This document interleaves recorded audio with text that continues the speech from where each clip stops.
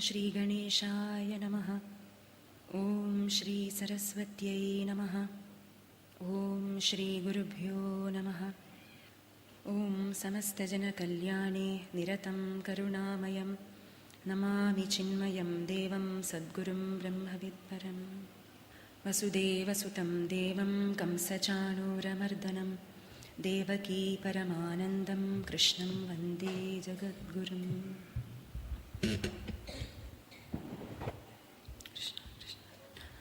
എല്ലാവർക്കും നമസ്കാരം. ആധ്യാത്മിക രംഗത്ത് ഒരു ചെറിയൊരു ശിശുവാണ് ഞാൻ. അതുകൊണ്ട് ആദ്യമേ തന്നെ എല്ലാവരുടെയും അനുഗ്രഹത്തിനായി പ്രാർത്ഥിക്കുന്നു. എല്ലാവരും ഒന്ന് കൈപോക്കോ, ഇങ്ങനെ തുറന്ന മനസ്സോടുകൂടി എന്നെ അനുഗ്രഹിച്ചാലും. ഭാഗവതം സ്വയം ഭഗവാന്റെ സ്വരൂപം, അതിലുള്ള വിഷയങ്ങൾ ഒന്ന് ചുരുക്കി പറഞ്ഞതിന് ശേഷം എൻ്റെ വിഷയത്തിലേക്ക് കടക്കാം. ഒന്നാമത്തെ സ്കന്ധം അധികാരി സ്കന്ധം. അതിൽ 3 വിധം അധികാരികളെ സൂചിപ്പിക്കുന്നുണ്ട്. വ്യാസഭഗവാൻ, സൂത ശൗനകൻ, നാരദ വ്യാസഭഗവാൻ, ശുകമഹർഷി പരീക്ഷിത്. ഉത്തമ, മധ്യമ, അധമ അധികാരികളെ സൂചിപ്പിക്കുകയാണ്. രണ്ടാമത്തെ സ്കന്ധം സാധനാസ്കന്ധം. മൂന്നാമത്തെ സ്കന്ധത്തിന്റെ വിഷയം സർഗം. നാലാമത്തെ സ്കന്ധത്തിന്റെ വിഷയം വിസർഗം. വിശേഷമായ സർഗം, വിശേഷ സൃഷ്ടി. ഏതൊരു കർമ്മത്തിലും പ്രാവീണ്യം, നൈപുണ്യം എങ്ങനെയാണ് കൊണ്ടുവരാൻ പറ്റുക? നമ്മുടെ പ്രത്യേക ശ്രമം, സ്പെഷ്യൽ എഫേർട്ട് കൊണ്ട് അത് സാധിക്കും. 4 പുരുഷാർത്ഥങ്ങളെ എങ്ങനെ ഭഗവാനിലേക്ക് തിരിക്കാം, അത് വിശദമായിട്ട് പ്രതിപാദിച്ചിട്ടുണ്ട്. നാലാമത്തെ ധർമ്മ പുരുഷാർത്ഥം ദക്ഷ ഉപാഖ്യാനത്തിലൂടെ, അർത്ഥ പുരുഷാർത്ഥം ധ്രുവചരിത്രത്തിലൂടെയും, കാമപുരുഷാർത്ഥം നമ്മുടെ പൃഥു ചരിത്രത്തിലൂടെയാണ് പ്രതിപാദിച്ചിരിക്കുന്നത്. എങ്ങനെ കാമപുരുഷാർത്ഥം ആത്യന്തികമായി നമ്മളെ വൈരാഗ്യത്തിലൂടെ ഭക്തിയിലേക്ക് നയിക്കുക എന്നത് പൃഥു ചരിത്രത്തിലൂടെ നമുക്ക് കാണാം. പൃഥുയുടെ ജന്മം, അതിന് ഉണ്ടായ കാരണം തുടങ്ങി നമുക്ക് ചർച്ച ചെയ്യാം. ധ്രുവ വംശത്തിൽ, പരമഭാഗവതനായ ധ്രുവ വംശത്തിൽ ജനിച്ച ഒരു രാജാവായിരുന്നു അങ്കൻ. അങ്കന് വിവാഹം നടന്നു. മൃത്യു ഭഗവാന്റെ പേരക്കുട്ടിയായ സുനീതയായിരുന്നു വിവാഹം കഴിച്ചത്. അപ്പോൾ ജനിക്കുന്ന കുട്ടി എങ്ങനെയായിരിക്കും? ആദ്യമേ കുട്ടി ഉണ്ടായിരുന്നില്ല. പ്രത്യേക പുത്രേഷ്ടി, പുത്രകാമേഷ്ടി യജ്ഞം നടത്തിയതിനു ശേഷം ലഭിച്ച പുത്രനായിരുന്നു വേനൻ. അപ്പോ അമ്മയുടെ അച്ഛന്റെയും അച്ഛന്റെ അച്ഛന്റെയും സ്വഭാവം തീർച്ചയായിട്ടും ലഭിച്ചിട്ടുണ്ടാവണമല്ലോ. വേനൻ അങ്ങനത്തെ ഒരു സന്തതിയായിരുന്നു. പരമദുഷ്ടൻ, ദുരാചാരി. എങ്ങനെയായിരുന്നു അദ്ദേഹത്തിന്റെ ആചാരം? കുട്ടികളെ കിണറ്റിൽ തള്ളിയിടും, കഴുത്ത് നെരുക്കി കൊല്ലും. അങ്ങനത്തെ ഒരു വ്യക്തിത്വം. വേനനെ കാണുമ്പോൾ തന്നെ എല്ലാവരും പറയും, അതാ വരുന്നു വേനൻ, അതാ വരുന്നു പരമദുഷ്ടൻ എന്ന് പറഞ്ഞു ഓടി ഒളിക്കുമായിരുന്നു ജനങ്ങള്. അത്രത്തോളം ഭയം ഉള്ളിൽ ഉദ്ഭവിച്ചിരുന്നു വേനൻ എന്ന ശബ്ദ ഉച്ചാരണ മാത്രയിൽ തന്നെ. ഇപ്പൊ എന്ത് സംഭവിച്ചു? അംഗരാജാവ്, പുത്രനില്ലാതെ ദുഃഖിച്ചിരുന്ന അംഗരാജാവ്, പുത്രൻ ഉണ്ടായപ്പോഴും ദുഃഖം മാറിയില്ല, ദുഃഖം വർദ്ധിച്ചേയുള്ളൂ. ഇതുകൊണ്ടാണ് പലപ്പോഴും പറയുന്നത്, ജീവിതത്തിൽ പുത്രനില്ല, കുഞ്ഞില്ല പറഞ്ഞ് വിഷമിക്കരുത്. കുഞ്ഞുണ്ടായാൽ സത്സന്തതിയാണെങ്കിൽ നല്ലത്, ദുഷ്ടസന്തതിയാണെങ്കിൽ കുഞ്ഞില്ലായിരുന്നു എന്ന വിഷമത്തിനെക്കാട്ടിലും കൂടുതൽ വിഷമമായിരിക്കും. അംഗരാജാവിന് അതീവ ദുഃഖമുണ്ടായി. അതിൽ നിന്നും മോചിതനാകണം എന്നൊരു ആഗ്രഹമുണ്ടായി. ഒരു രാത്രി ആരോടും പറയാതെ രാജ്യം വിട്ട് ഇറങ്ങിപ്പോയി, വീട് വിട്ട് ഇറങ്ങിപ്പോയി അംഗരാജാവ്. ഭഗവാനോട് പ്രാർത്ഥിക്കുകയും ചെയ്തു. ഭഗവാനെ, ഞാൻ ആദ്യം പുത്രൻ ലഭിച്ചപ്പോൾ എനിക്ക് സന്തോഷമുണ്ടായി. പിന്നീട് ഇവന്റെ സംസ്കാരം, വാസന, പെരുമാറ്റം കണ്ടപ്പോൾ ദുഃഖം അനുഭവിച്ചു. എങ്കിലും ഇപ്പോൾ എനിക്ക് തോന്നുന്നു ഈ ദുഷ്ടപുത്രനെ നൽകിക്കൊണ്ട് ഭഗവാൻ എന്നിൽ കാരുണ്യം ചൊരിഞ്ഞു. എന്തുകൊണ്ട്? ഇങ്ങനത്തെ ഒരു പുത്രൻ ലഭിച്ചതുകൊണ്ട് എനിക്ക് സംസാരം അസാരമായി തോന്നി, സംസാരത്തിൽ വൈരാഗ്യം ഉദിച്ചു. ഭഗവാനിലേക്ക് തിരിയാൻ ഒരു നിമിത്തമായി. അതിൽ പരം വേറെ വലിയൊരു അനുഗ്രഹം എന്താണ് സംഭവിക്കുക എന്ന് പറഞ്ഞുകൊണ്ട് ഭഗവാനോട് നന്ദി പറഞ്ഞുകൊണ്ട് അംഗരാജാവ് വീട് വിട്ട് ഇറങ്ങിപ്പോയി. രാജ്യം എന്തായി? രാജ്യം ഇല്ലാതായി. ആ രാജാവില്ലാതായി. രാജ്യം അരാജകത്വം ബാധിച്ചു. രാജ്യത്തില് ആൾക്കാര് തോന്നിയവാസം ചെയ്യാൻ തുടങ്ങി, രാജാവ് ഇല്ലാത്തത് കൊണ്ട്. അപ്പോൾ മഹർഷിമാരൊക്കെ കൂടി ചേർന്ന് ആലോചിക്കാൻ തുടങ്ങി, സന്യാസധർമ്മം നമ്മൾ പാലിക്കണം. നമ്മൾക്ക് രാജ്യകാര്യത്തിൽ ഇടപെടാൻ പറ്റില്ല, പക്ഷേ പ്രജകൾ ഇങ്ങനെ ദുഃഖിക്കുന്നത് കാണാനും നമുക്ക് സാധ്യമല്ല. അതുകൊണ്ട് ഒരു കാര്യം ചെയ്യാം, അങ്കന്റെ വംശജനായ പുത്രനായ വേനനെ നമുക്ക് രാജാവാക്കാം. വേനന്റെ പ്രവൃത്തി ശരിയല്ല, എങ്കിലും ഒരു ട്രയൽ ഒന്ന് നോക്കാമല്ലോ നമുക്ക്. നമ്മൾ ലോകത്തിലും കാണാറുണ്ട്, ഇപ്പം ഒരു യുവാവിന്റെ പെരുമാറ്റം ഒന്നും ശരിയല്ല, അങ്ങനെ നടക്കുകയാണ് തോന്നിയവാസം പോലെ. അപ്പൊ ആൾക്കാർ പറയില്ലേ, ഒന്ന് കല്യാണം കഴിപ്പിച്ചു നോക്കാം, അപ്പൊ ശരിയാവും, കല്യാണം കഴിച്ചാൽ എല്ലാം ശരിയാവും എന്ന് വിചാരിച്ചുകൊണ്ട് കല്യാണം കഴിപ്പിച്ചു വിടുന്നു. പക്ഷെ കല്യാണം കഴിപ്പിച്ചു കിട്ടാൻ അതിലും വഷളായി തീരുന്നു എന്ന്. അതുപോലെ മഹർഷിമാർക്കും തോന്നി, ശരി ഒരു കാര്യം ചെയ്യാം, ഇവന് രാജാവാക്കാം, അപ്പൊ ഉത്തരവാദിത്തങ്ങൾ ഏൽപ്പിച്ചു കഴിഞ്ഞാൽ അപ്പോഴെങ്കിലും നന്നാവുമല്ലോ എന്ന് വിചാരിച്ചുകൊണ്ട് വേനനെ രാജാവാക്കി. രാജാവാക്കി എന്താ, ഈ പ്രശ്നങ്ങൾ തീരുമെന്ന് വിചാരിച്ചു, പ്രശ്നങ്ങൾ കൂടിയതേ ഉള്ളൂ. ഇങ്ങനെയാണ് ഒരു പ്രശ്നത്തിന് പരിഹാരം കണ്ടുപിടിക്കാൻ ശ്രമിക്കുമ്പോൾ അതിൽ നിന്നും വേറൊരു പ്രശ്നം, വേറെ പല പ്രശ്നങ്ങൾ ഉദ്ഭവിക്കുന്നു. നമ്മൾ ഈ ഹോട്ടലിലൊക്കെ പോകുമ്പോൾ ഒരു ടിഷ്യൂ പേപ്പർ അതിൽ നിന്നും എടുക്കുമ്പോൾ ഒരു ടിഷ്യൂ പേപ്പറിന്റെ പാക്കറ്റ് വെച്ചിട്ടുണ്ടാവും അവർ. ഒരു ടിഷ്യൂ പേപ്പർ എടുക്കുമ്പോൾ അതിൽ നിന്നും വേറെ കുറെ പല ടിഷ്യൂ പേപ്പർ ഇങ്ങനെ മുകളിൽ പൊന്തി നിൽക്കും. അതുപോലെയാണ് ഒരു പ്രശ്നത്തിന് പരിഹാരം കണ്ടെത്താൻ വേണ്ടി രാജാവാക്കി വേനന്. പക്ഷേ അത് ശരിയായില്ല. എന്താണ് സംഭവിച്ചത്? മഹാകള്ളനെ രാജാവാക്കിയവര്. അപ്പൊ ആ രാജ്യത്തിലുള്ള കള്ളന്മാരൊക്കെ ഓടി ഒളിച്ചു. എന്തുകൊണ്ട്? രാജാവായത് മഹാകള്ളനാണല്ലോ, അപ്പൊ നമ്മളെയൊക്കെ ഉപദ്രവിക്കാം. അതുകൊണ്ട് കള്ളന്മാരുടെ ശല്യം മാറി. പക്ഷേ വേനനാകുന്ന മഹാകള്ളന്റെ ശല്യം തുടർന്നുപോയി എന്നാണ്. എന്ത് ചെയ്തു? അവിടെ ധാർമ്മിക അനുഷ്ഠാനങ്ങൾക്കൊന്നും പ്രസക്തിയില്ല, കൊടുത്തില്ല. മഹാത്മാക്കളെ എത്രത്തോളം ശല്യപ്പെടുത്താൻ, ഉപദ്രവിക്കാൻ പറ്റുമോ അത്രത്തോളം ഉപദ്രവിച്ചു വേനൻ. ഋഷിമാർ ഓർത്തു, ഇവന് ധാർമ്മിക ബോധം നൽകണം, എന്താണ് രാജധർമ്മം എന്ന് അവന് പറഞ്ഞു മനസ്സിലാക്കണം എന്ന് പറഞ്ഞുകൊണ്ട് ഋഷിമാര് വേനനെ സമീപിച്ചപ്പോൾ വേനൻ പറയാണ്, ബാലിഷാ ബത യൂയം വാ. എന്താ ബാലിഷമായ കാര്യങ്ങളാണോ നിങ്ങൾ പറയുന്നത്? നിങ്ങൾ പറയുന്നത് ഭഗവാനെ പൂജിക്കണം, നമുക്കെല്ലാം നൽകിയത് ഭഗവാനാണ്. അതുകൊണ്ട് നമ്മുടെ സർവകർമ്മങ്ങളും ആർക്ക് അർപ്പണം ചെയ്തുകൊണ്ടാവണം? ഭഗവാന്, ഈശ്വരന്. പക്ഷേ ഇവിടത്തുള്ള ഈശ്വരൻ ആരാണ്? ഞാനാണ് രാജാവ്. എല്ലാവർക്കും ഭക്ഷണം തരുന്നു, ഭോജനം തരുന്നു, ഇരിപ്പിടം നൽകുന്നു, എല്ലാം സർവസ്വവും നൽകുന്നത് ആരാണ്? രാജാവാണ്. ഇവിടുത്തെ രാജാവ് ഞാനാണ്. അതുകൊണ്ട് ഭഗവാനെ അല്ല പൂജിക്കേണ്ടത്, എല്ലാവരും എന്നെയാണ് പൂജിക്കേണ്ടത്. ഇന്ദ്രായ സ്വാഹ എന്നല്ല പറയേണ്ടത്, വേനായ സ്വാഹ എന്നാണ് പറയേണ്ടത്. വിഷ്ണു ഭഗവാനെ അല്ല പൂജിക്കേണ്ടത്, എന്നെയാണ് പൂജിക്കേണ്ടത്. ഇതാണ് ഭൗതിക ഒരു കാഴ്ചപ്പാട്, മെറ്റീരിയലിസ്റ്റിക് ഫിലോസഫി എന്ന് നമുക്ക് വേണമെങ്കിൽ പറയാം. കഴിക്കുക, കുടിക്കുക, ഉറങ്ങുക, കാണുന്നതിൽ അപ്പുറം ഒരു സത്യം ഇല്ല എന്നൊരു തീരുമാനം എടുത്തിട്ടുള്ള ആൾക്കാരെയാണ് പശു എന്ന് നമ്മൾ വിളിക്കുന്നത്. പശ്യതി ഇതി പശു, കാണുന്നതിൽ അപ്പുറം വേറെ സത്യം ഇല്ല. ഭഗവാൻ ദൃഷ്ടിഗോചരമല്ല, അദൃശ്യമായ ഒരു ശക്തിയാണ്. ആ ശക്തിയെ ഉൾക്കൊള്ളാത്ത ആൾക്കാര് ഈ ഒരു ഫിലോസഫി അംഗീകരിക്കുന്ന ആൾക്കാര് എന്ന് പറയാം നമുക്ക് വേണമെങ്കിൽ.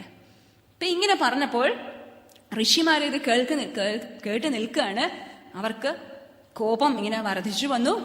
അവരുടെ കോപത്തിൽ നിന്നുമുണ്ടായ ഹും എന്ന് പറഞ്ഞ ആ ഹുംകാരത്തിൽ വേനൻ മൃത്യുവിനിരയായി. വേനൻ മരിച്ചു. ഋഷിമാർ അവിടെ നിന്ന് പോവുകയും ചെയ്തു സദസ്സിൽ നിന്നും. വേനന്റെ അമ്മ എന്ത് ചെയ്തു? ഒരു സൂത്രക്കാരിയായിരുന്നു സുനീത. അമ്മ വേനന്റെ ശരീരം അങ്ങനെ തന്നെ സൂക്ഷിച്ചു വെച്ചു. രാജാവില്ലാതായി വീണ്ടും ആ പ്രദേശത്ത്. അപ്പൊ കള്ളന്മാരൊക്കെ, മഹാകള്ളൻ മരിച്ചുപോയല്ലോ, അതുകൊണ്ട് കള്ളന്മാര് വീണ്ടും അവരുടെ പണി തുടങ്ങി. വീണ്ടും രാജ്യത്തിൽ അധർമ്മം വർദ്ധിച്ചു വന്നു. പ്രശ്നങ്ങൾ വീണ്ടും ഗുരുതരമായി. എന്താണ് ചെയ്യേണ്ടതെന്ന് അറിയില്ല. അപ്പോഴാണ് ഋഷിമാർക്ക് ഈ ഒരു ഇൻഫർമേഷൻ കിട്ടിയത്. എന്താണ്? വേനന്റെ ശരീരം ഇപ്പോഴും ഉണ്ട്. അപ്പൊ ഇവരെന്ത് തീരുമാനിച്ചു? ശരി, ഒരു കാര്യം ചെയ്യാം. വേനന് സന്തതികളില്ല, പക്ഷെ ആ ശരീരം ഉപയോഗിച്ചുകൊണ്ട് സന്തതികളെ ഉൽപ്പാദിപ്പിക്കാൻ പറ്റുമോ എന്ന് നമുക്ക് നോക്കാം. വേനന്റെ ശരീരം എടുത്തു. ആ ശരീരത്തിനെ മഥനം ചെയ്തു എന്നാണ്. ശരീരത്തിൽ എപ്പോഴും മഥനം സംഭവിച്ചുകൊണ്ടിരിക്കുന്നു എന്നാണ്. കഴിക്കുന്ന ഭക്ഷണം രക്തമായി മാറുന്നു. ആ രക്തത്തിൽ നിന്നും ഊർജം ലഭിക്കുന്നത് മഥനത്തിലൂടെയാണ് എന്നാണ്. അതുകൊണ്ട് ശരീരത്തിനെ മഥനം ചെയ്താൽ തീർച്ചയായിട്ടും അതിൽ നിന്നും സചേതനമായ ഘടകത്തിനെ നമുക്ക് ഉത്പാദിപ്പിക്കാം. അങ്ങനത്തെ വിലക്ഷണമായ ശക്തികളുള്ള ആൾക്കാരായിരുന്നു ഋഷീശ്വരന്മാര്. മന്ത്രശക്തി കൊണ്ട് എന്തും നേടിയെടുക്കാൻ പറ്റുമായിരുന്നു അവർക്ക്. ഇപ്പോ ഈ കാലഘട്ടത്ത് യന്ത്രശക്തി മാത്രമേ ഉള്ളൂ, മന്ത്രശക്തിക്ക് ഒരു ഇതിനും പ്രാധാന്യവും ഇല്ല. പണ്ട് കാലത്ത് നമ്മള് ഈ രാമായണം സീരിയലൊക്കെ കാണുമ്പോൾ അതില് യുദ്ധം നടക്കാണ്, രാമരാവണ യുദ്ധം. അപ്പോൾ അമ്പ് മാത്രമേ കയ്യിലുള്ളൂ. വില്ല് എങ്ങനെയാ വരുന്നത്? അവരെന്തോ ഒരു മന്ത്രം ജപിക്കും, അപ്പോഴത്തേക്ക് വില്ല് പ്രത്യക്ഷമാവുന്നു അല്ലെ. അപ്പൊ മന്ത്രശക്തി കൊണ്ട് യന്ത്രം ഉത്പാദിപ്പിക്കാൻ വരെ പറ്റുമായിരുന്നു അവർക്ക് പണ്ട് കാലത്ത്. പക്ഷെ ഇപ്പോൾ മന്ത്രശക്തി പോയിരിക്കുന്നു, അതിന് പ്രസക്തി ഇല്ലാതായിരിക്കുന്നു. എന്തുകൊണ്ട്? മന്ത്രശക്തി മനസ്സിന്റെ ശക്തിയിലൂടെയാണ് പ്രകടമാവുന്നത്. മനസ്സ് ദുർബലമായിരിക്കുന്നു.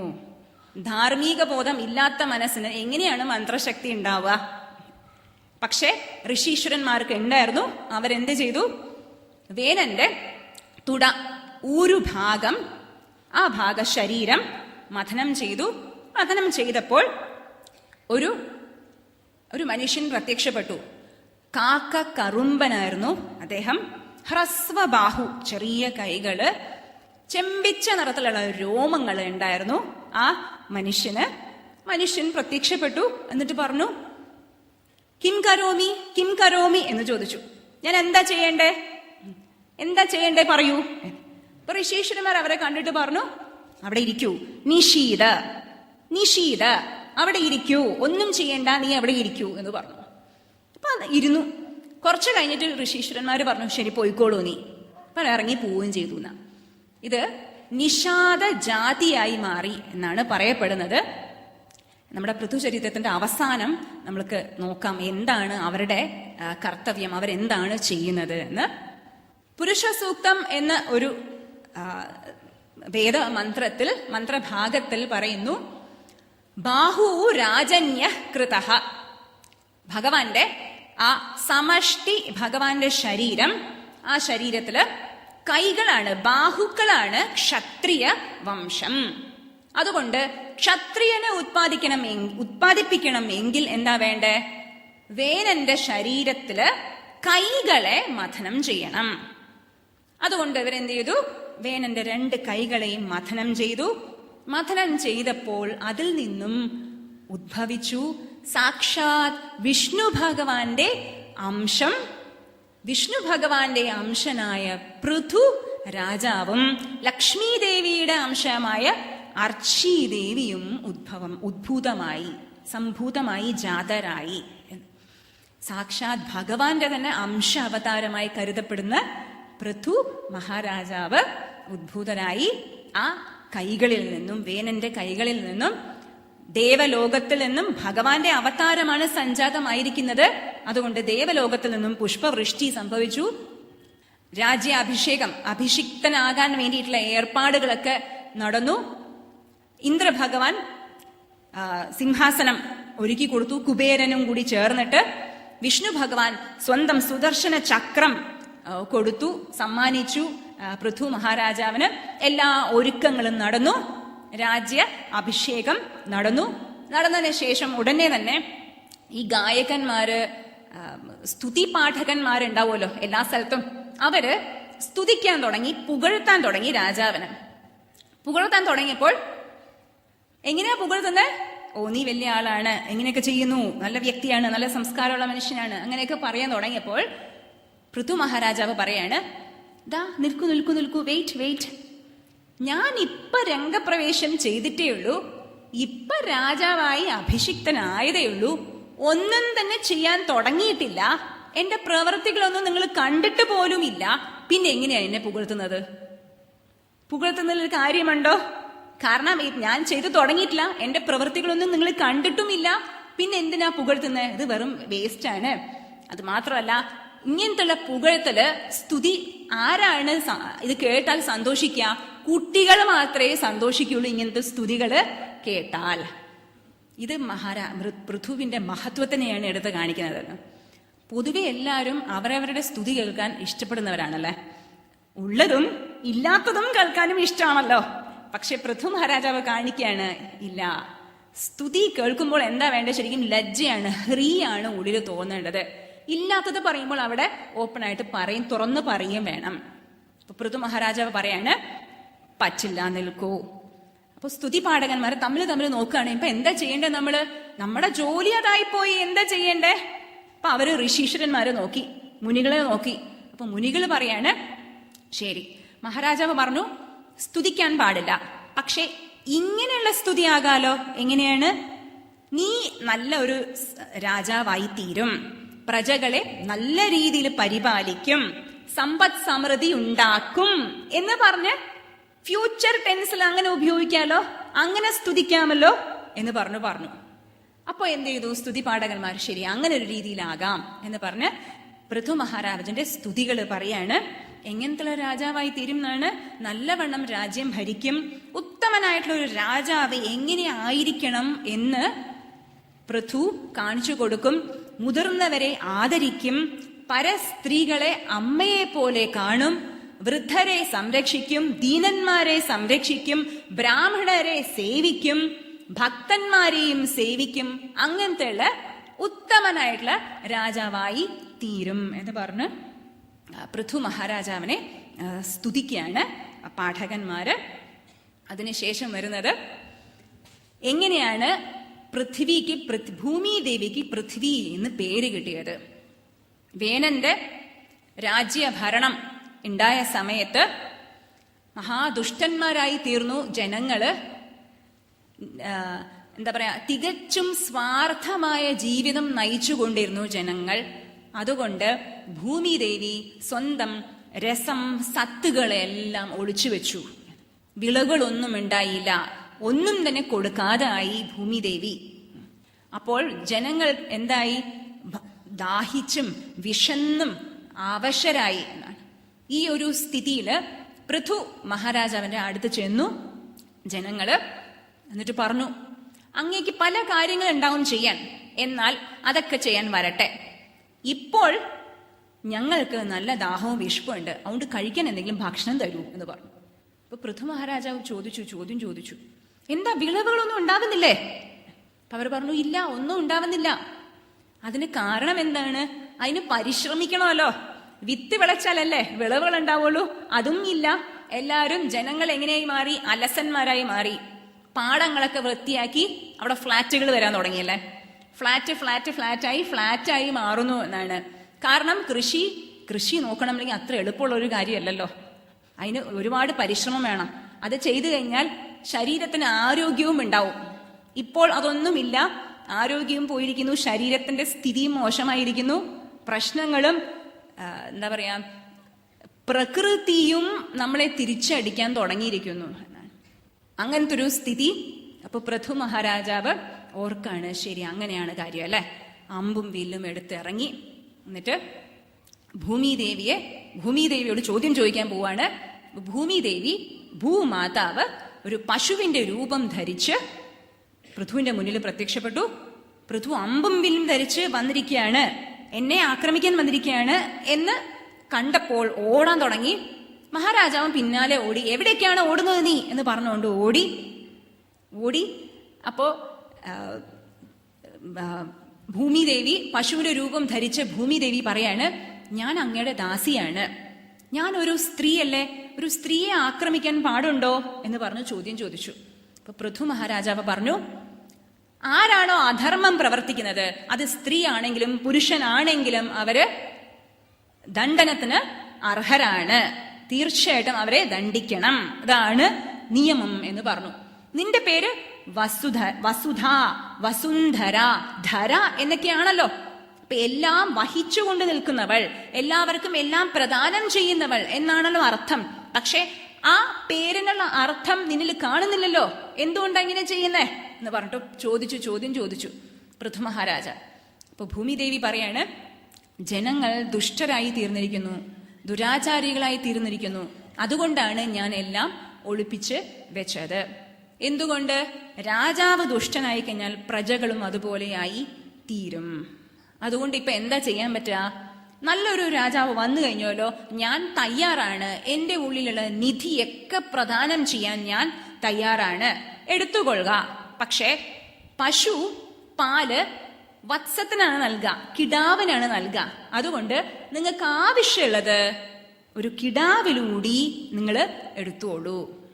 അപ്പം പൃഥു മഹാരാജാവ് എന്ത് ചെയ്തു? സ്വയംഭുവ മനുവിനെ സ്മരിച്ചു. ഭൂമിദേവിക്ക് പ്രിയപ്പെട്ടവനാണ് മനു. കാരണം ഉത്തമമായിട്ടുള്ള ഒരു രാജാവ് എങ്ങനെയിരിക്കണം, മനുവിനെ കണ്ട് പഠിക്കണം. മനുസ്മൃതി രചിച്ച ആള് മനു. അതുകൊണ്ട് എന്ത് ചെയ്തു? മനുവിനെ കിടാവാക്കിക്കൊണ്ട് സകല നിധികളും എടുത്തു പൃഥു മഹാരാജാവ്. ഓരോരോ യോനികളുള്ള കിന്നരന്മാര്, ഗന്ധർവന്മാര്, അപ്സരസുകള്, മുനിമാര്, ഋഷിമാര്, ബ്രാഹ്മണന്മാര്, ഓരോരുത്തരും ഓരോ യോനികളുള്ളവരും അവരവർക്ക് ആവശ്യമുള്ള കാര്യങ്ങള് എടുത്തു ഭൂമിദേവിയിൽ നിന്നും. ഇതിലൂടെ സൂചിപ്പിക്കുന്ന ഒരു കാര്യം, പൃഥു മഹാരാജാവ് എല്ലാ യോനികളുടെ ബീജത്തിനെയും സംരക്ഷിച്ചു എന്നാണ്. അതൊരു മഹത്തായ ഒരു കാര്യമാണ്. ഇപ്പോഴും നമ്മൾ കാണുന്നത് പല ഈ റെയർ ആയിട്ടുള്ള സ്പീഷീസ് ആയിട്ടുള്ള പക്ഷികള്, മൃഗങ്ങളൊക്കെ ഇങ്ങനെ എക്സ്റ്റിങ്ക്റ്റ് ആവുന്നതാണ് നമ്മൾ കാണുന്നത്. പക്ഷെ ഇവിടെ സൂചിപ്പിക്കുകയാണ് പൃഥു മഹാരാജാവ് എല്ലാ യോനികൾക്കും സ്പീഷീസിനും അതിൻ്റെതായ പ്രാധാന്യം നൽകി അത് സംരക്ഷിക്കണം എന്നുള്ളൊരു കർത്തൃത്വ ബോധമുള്ളത് കൊണ്ട് അതിനെ സംരക്ഷണം നൽകി. ഭൂമിദേവി, പൃഥു മഹാരാജാവ് ഭൂമിദേവിയിൽ നിന്നും നിധികളൊക്കെ എടുത്തു. അതുകൊണ്ട് ഭൂമിദേവിക്ക് ഒരു പേര് കിട്ടി, പൃഥ്വി എന്നൊരു പേര്. അതിനുശേഷം പൃഥുവിന്റെ ആ ഒരു രാജ്യഭരണം ഗംഭീരമായി സമ്പദ് സമൃദ്ധി കൊണ്ട് നിറഞ്ഞു നിന്നു ആ ഒരു പ്രദേശം. ഗ്രാമങ്ങളും നഗരങ്ങളുമാകുന്ന വ്യവസ്ഥ കൊണ്ടുവന്നത് പൃഥു മഹാരാജാവാണ്. നിമ്നോന്നതമായ പ്രദേശങ്ങളെ നിരപ്പാക്കി നമ്മുടെ പൃഥു മഹാരാജാവ്. ആ സമയത്താണ് ഭൂലോകം അത്രയും സൗന്ദര്യം കൊണ്ട് നിറഞ്ഞതായി തീർന്നു എന്ന് വേണമെങ്കിൽ പറയാം പൃഥു മഹാരാജാവിന്റെ ആ ഒരു രാജ്യ ഭരണത്തിൽ എന്ന്. അത്രത്തോളം രാജാവ് എങ്ങനെ ആയിരിക്കണം എന്ന് കാണിച്ചു തരാണ് പൃഥു മഹാരാജാവ്. ഭാഗവതത്തിൽ ഈ പൃഥുചരിതം രാജധർമ്മത്തിനെയാണ് കൂടുതൽ വിശദീകരിക്കുന്നത്. അപ്പൊ ഭൂമിയിൽ നിന്നും എല്ലാം എടുത്തു വാങ്ങി ഭൂലോകം സുന്ദരമാക്കി തീർത്തു പൃഥു മഹാരാജാവ്. ഇനി അടുത്തത് വരുന്നത്, പൃഥു മഹാരാജാവ് അശ്വമേധ യാഗം നടത്തി. 99 അശ്വമേധ യാഗങ്ങള് പൂർത്തിയാക്കി. 100ാമത്തെ നടത്താൻ പോവാണ്. അപ്പോൾ ആരുടെ മനസ്സിൽ ഭയം ഉദ്ഭവിക്കും? സ്വാഭാവികമായി ഇന്ദ്രന്റെ. ദേവേന്ദ്രൻ അവിടെ നിന്ന് വിറച്ചു തുടങ്ങി. കോപവും ഈർഷ്യ, അസൂയ ഉള്ളില് നിറഞ്ഞു എന്ന് വേണമെങ്കിൽ പറയാം. അപ്പം ഇന്ദ്രൻ എന്ത് ചെയ്തു? ഇന്ദ്രൻ വന്നിട്ട് യാഗ പശുവിനെ, അശ്വത്തിനെ അപഹരിച്ചു കൊണ്ടുപോയി. അപ്പൊ പൃഥുവിന്റെ പുത്രൻ ഇന്ദ്രന്റെ പിന്നാലെ ചെന്നു. അപ്പോഴത്തേക്കും ഇന്ദ്രൻ സ്വയം വേഷം മാറി ഒരു തപസ്വിയുടെ വേഷം ധരിച്ചു എന്ന്. തപസ്വിയുടെ വേഷം ധരിച്ചു. അപ്പോൾ പൃഥു പുത്രൻ ചെന്ന് നോക്കിയപ്പോ അവിടെ ഒരു തപസ്വിയാണല്ലോ കാണുന്നത്. എങ്ങനെയാണ് തപസ്വിയെ വധിക്കുക, പിടിച്ചു കൊണ്ടുവരിക? അത് ശരിയല്ലല്ലോ എന്ന് വിചാരത്തിലൂടി പൃഥുപുത്രൻ തിരിച്ചു വന്നു. തിരിച്ചു വന്നിട്ട് പറഞ്ഞു, ഇങ്ങനെയാണ്, ഇതാണ് സംഭവം. യജ്ഞ പശുവിനെ കൊണ്ടുപോയിരിക്കുന്നത് ഒരു ദേവനല്ല, പക്ഷെ ഒരു തപസ്വിയാണ് എന്ന് പറഞ്ഞു. അപ്പോൾ എന്ത് ചെയ്തു? അത്രി മഹർഷി വന്നിട്ട് പറഞ്ഞു, കൊണ്ടുപോയിരിക്കുന്നത് തപസ്വിയല്ല, സാക്ഷാത് ഇന്ദ്രനാണ്, വേഷം മാറി വന്നിരിക്കുകയാണ്, അതുകൊണ്ട് അവനെ പിടിച്ചു കൊണ്ടുവരാം, ഒരു പ്രശ്നമില്ല, നീ പോയി പിടിച്ചുകൊണ്ടുവരൂ എന്ന് പറഞ്ഞു. അപ്പോൾ ചെന്നു, പൃഥുവിന്റെ പുത്രൻ വീണ്ടും ചെന്നു തപസ്വിയെ പിടിച്ചുകൊണ്ടുവരാൻ. അപ്പോഴത്തേക്കും ഇന്ദ്രൻ, തപസ്വി വേഷം ധരിച്ച ഇന്ദ്രൻ അവിടെ നിന്ന് അപ്രത്യക്ഷമായിരുന്നു. തിരിച്ചു പോന്നു.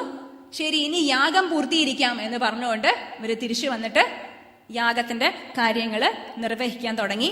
അപ്പോഴത്തേക്കും ഇന്ദ്രൻ മായാപ്രയോഗം നടത്തി യാഗത്തിന് ഭംഗം വരുത്താൻ ശ്രമിച്ചു. ഇത് കണ്ടപ്പോൾ പൃഥു മഹാരാജാവിന് കോപം വന്നു. കോപം വന്നിട്ട് മഹാരാജാവ് എന്ത് ചെയ്തു? അമ്പും വില്ലും ധരിച്ച് എടുത്തുകൊണ്ട് ഇന്ദ്രനെ വധിക്കാൻ പുറപ്പെട്ടു. അപ്പൊ ബ്രഹ്മദേവൻ, സാക്ഷാത് ബ്രഹ്മദേവൻ പ്രത്യക്ഷപ്പെട്ടിട്ട് പറഞ്ഞു, 100ാമത്തെ യജ്ഞം പൂർത്തിയാക്കണം എന്ന് എന്താ ഇത്രയും വാശി? നിന്റെ ആഗ്രഹം അതല്ലല്ലോ. അശ്വമേധ യാഗം എങ്ങനെ വേണമെങ്കിലും നടത്താം, സകാമമായിട്ടും നടത്താം, നിഷ്കാമമായിട്ടും യജ്ഞം നടത്താം. നീ യജ്ഞം നടത്തുന്നത് രാജ്യത്തിന്റെ നന്മയ്ക്ക് വേണ്ടിയിട്ടാണ്, അല്ലാതെ സ്വാർത്ഥമായ ഒരു ഉദ്ദേശം മനസ്സിൽ വെച്ചുകൊണ്ടല്ല. അതുകൊണ്ട് തന്നെ ഈ 100ാമത്തെ യജ്ഞം പൂർത്തിയായില്ലെങ്കിൽ എന്താ ഇനിയിപ്പം പ്രശ്നം? ഒരു കുഴപ്പവുമില്ലല്ലോ എന്ന് പറഞ്ഞ് ബ്രഹ്മദേവൻ ഉപദേശിച്ചപ്പോഴാണ് പൃഥുവിന് അത് കത്തിയത്. ശരിയാണല്ലോ, എന്താ ഇത്രയ്ക്കും ഒരു പിടിവാശി? എനിക്ക് അതിന്റെ ആവശ്യമില്ലല്ലോ. 100ാമത്തെ യജ്ഞം പൂർത്തിയാക്കിയാൽ ഇന്ദ്ര പദവി ലഭിക്കുമായിരിക്കാം, പക്ഷെ അത് വേണമെന്ന് എനിക്ക് ആഗ്രഹമില്ല. അതുകൊണ്ട് യജ്ഞം പൂർത്തിയായില്ലെങ്കിലും എന്താ ഇനിയിപ്പം? ഒരു കുഴപ്പമില്ലല്ലോ. എന്തിനാണ് ഞാൻ കോപിച്ചത് എന്ന് പറഞ്ഞ് ആ നിമിഷം തന്നെ ആ കോപത്തിൽ നിന്നും പുറത്തു വന്നു എന്ന് പറയാം. ഇതാണ് മഹാത്മാക്കളുടെ ലക്ഷണം. നമുക്കും കോപം സംഭവിക്കാറുണ്ട്, പക്ഷെ ചിലര് കോപിച്ചു കഴിഞ്ഞ് ചിലപ്പോൾ 1 മാസം അല്ലെങ്കിൽ 2 മാസം, 1 വർഷത്തോളം എടുക്കും അതിൽ നിന്നും പുറത്തു വരാൻ. ചിലര് കോപിച്ചു കഴിഞ്ഞാൽ അടുത്ത നിമിഷം അറിയല്ലേ, ഓക്കെ ഞാൻ കോപിച്ചു, അതിൽ നിന്നും പുറത്തു വരുന്നു. ചിലര് കോപം വന്നു പോയി, പക്ഷെ എന്നിട്ടും അറിയയില്ല താൻ കോപിച്ചു. എന്നിട്ട് ചോദിക്കൂ, അയ്യോ ഞാനാണോ കോപിച്ചത്? അയ്യോ കോപം വരുന്നു എന്ന് അറിയുന്നേ ഇല്ല. അങ്ങനത്തെ വ്യക്തികൾക്ക് എങ്ങനെയാണ് മനസ്സിനെ നിയന്ത്രിക്കാൻ പറ്റുക? തെറ്റ് ചെയ്തു, പക്ഷെ അത് അംഗീകരിക്കണം, അതിൽ നിന്നും പെട്ടെന്ന് തന്നെ പുറത്തു വരണം എന്നാണ്. വാട്ട് എന്ന് പറഞ്ഞതിന് ശേഷം സോ വാട്ട് എന്ന് പെട്ടെന്ന് തന്നെ പറയാൻ പറ്റണം. അതാണ് ഒരു മഹാത്മാവിന്റെ ലക്ഷണം. ഇവിടെ പൃഥു കാണിച്ചു തരികയാണ്, കോപത്തിനൊരു കാരണമുണ്ടായി തീർച്ചയായിട്ടും, പക്ഷെ അത് അംഗീകരിക്കുന്നു, അതിൽ നിന്നും പുറത്തു വരുന്നു. എങ്ങനെയാണ്? പൃഥു മഹാരാജാവ് പറയാണ്, ശരി അതെന്റെ തെറ്റ് തന്നെയാണ് എന്ന് സമ്മതിച്ചപ്പോൾ അപ്പോൾ തന്നെ സാക്ഷാത് നാരായണ ഭഗവാൻ പ്രത്യക്ഷപ്പെട്ടിട്ട് പറയാണ്, നിന്റെ ഉള്ളില് ഈ യജ്ഞം നടത്തിയതിന്റെ പിന്നിലുള്ള ഉദ്ദേശം നിഷ്കാമമായിട്ടുള്ള ഉദ്ദേശമായിരുന്നു. അതുകൊണ്ട് തന്നെ ഞാൻ സംതൃപ്തനായിരിക്കുന്നു, പ്രസാദിച്ചിരിക്കുന്നു നിന്റെ യജ്ഞത്തില്. നാരായണ ഭഗവാൻ ഇന്ദ്രനെയും കൊണ്ടാണ് വന്നിരിക്കുന്നത്. ഇന്ദ്രനെ പിടിച്ചുകൊണ്ട് വന്നിരിക്കുകയാണ് സാക്ഷാത് നമ്മുടെ നാരായണ ഭഗവാന്റെ അംശാവതാരമായ പൃഥുവിന്റെ മുന്നിൽ. എന്നിട്ട് പറയാണ്, ഞാൻ നിന്നിൽ പ്രസാദിച്ചിരിക്കുന്നു. അപ്പോൾ എന്ത് ചെയ്തു പൃഥു മഹാരാജാവ്?